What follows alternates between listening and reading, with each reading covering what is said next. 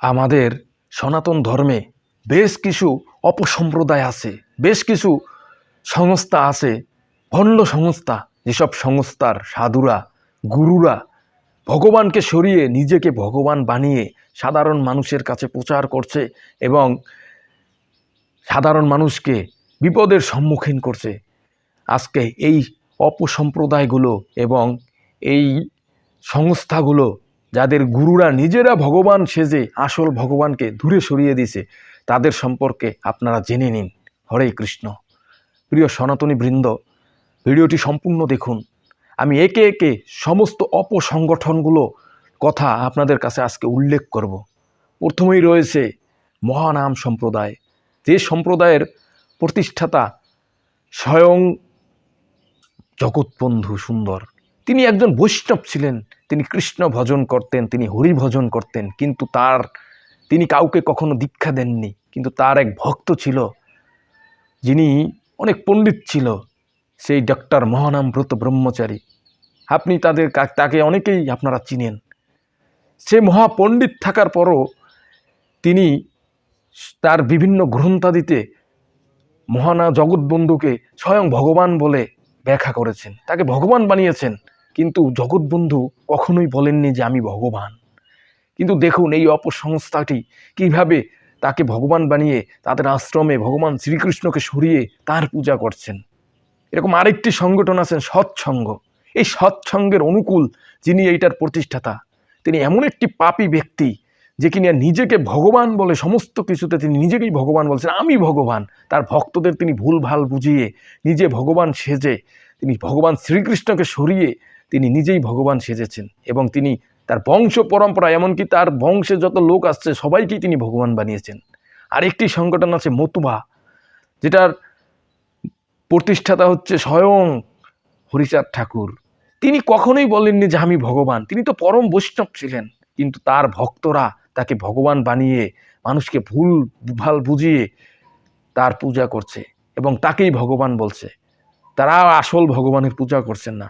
এবং আরেকটি সংগঠন আছে কালাচান, তারপর রামকৃষ্ণ মিশন, যাকে তারা স্বয়ং রামকৃষ্ণকে ভগবান বানিয়ে তার পূজা করছেন, যাদের সংস্থায় ভগবান শ্রীকৃষ্ণের পূজা হচ্ছে না। কিন্তু রামকৃষ্ণদেব কখনোই বলেননি যে আমি ভগবান, তোমরা ভগবানের পূজা করো না, আমার পূজা করো। কিন্তু তার গণ্ড মূর্খ ভক্তরা তাকে ভগবান বানিয়ে তার পূজা করছে। এরকম আরও সম্প্রদায় আছে, আরও সংগঠন আছে, এরকম হাজারো সম্প্রদায় সংগঠন আমাদের সনাতন সমাজে আজ প্রচলিত। সনাতন হিন্দুরা হচ্ছে অতি দয়াশীল, তারা নমনীয়, তারা মায়াবী। এর জন্য তারা এইসব সংগঠনের বিরুদ্ধে কোনো প্রতিবাদ করছে না। কিন্তু হে প্রিয় হিন্দু ভাই বোনেরা, আমাদের হিন্দু ধর্মকে, সনাতন ধর্মকে যদি আমরা টিকিয়ে রাখতে চাই, সঠিকটা যদি শিক্ষা দিতে চাই, তাহলে এই অপসম্প্রদায়ের বিরুদ্ধে আমাদের অবশ্যই রুখে দাঁড়াতে হবে। এইসব যারা ভণ্ড ভগবান আছে, যেমন এই যে লোকনাথ বাবা, তিনি কিন্তু কখনোই বলেননি যে আমি ভগবান, কিন্তু তার মূর্খ ভক্তরা তাকে ভগবান বানিয়ে পুজো করছে। এটা একটা ধান্দা, ব্যবসা। এইসব সংগঠনের বিরুদ্ধে প্রতিবাদ করুন, এগুলোকে বয়কট করুন, সঠিক ধর্মে আসুন, সঠিক পথে আসুন।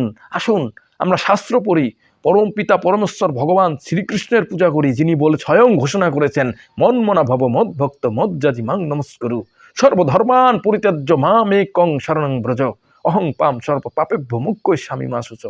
অর্জুন, তুমি জগতে ঘোষণা করে দাও কেবলমাত্র আমি ভগবান, তোমরা আমার পূজা করো, আমাকে নমস্কার করো। এমনকি স্বয়ং ব্রহ্মাজি তিনি বলেছেন, ঈশ্বরা পরম কৃষ্ণ সচ্চিদানন্দ বিগ্রহ অনাদিরাদি গোবিন্দ সর্বকারণ কারণম। একমাত্র ভগবান হচ্ছেন কেবল কৃষ্ণ, তিনিই পরমেশ্বর, তিনিই অনাদিরাদি, তার থেকে আর কেউ ভগবান নন।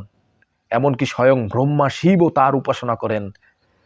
পঞ্চমুখী রাম নাম গান ত্রিপুরারি, আপনি লিঙ্গ পুরাণ পড়ে দেখবেন স্বয়ং শিব, যিনি সবসময় শ্রী রামচন্দ্রের নাম নেন, তিনি রামচন্দ্রের উপাসনা করেন। তাই আসুন আমরা পরম পিতা পরমেশ্বর ভগবান শ্রীকৃষ্ণের উপাসনা করি, সমস্ত অপসম্প্রদায় অপসংস্কৃতিকে বর্জন করে সঠিক ধর্মে আসি। আসুন আপনারা ধর্ম শিক্ষার জন্য ইসকনের সহায়তা গ্রহণ করতে পারেন। আজ ISKCON International Society for Krishna consciousness সারা পৃথিবীতে কৃষ্ণ নাম প্রচার করছেন। তারা সঠিক বৈদিক ধর্ম, ভাগবতের ধর্ম প্রচার করছেন।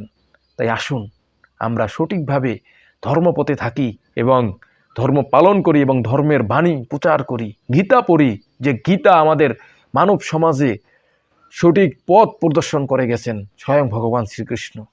হরে কৃষ্ণ।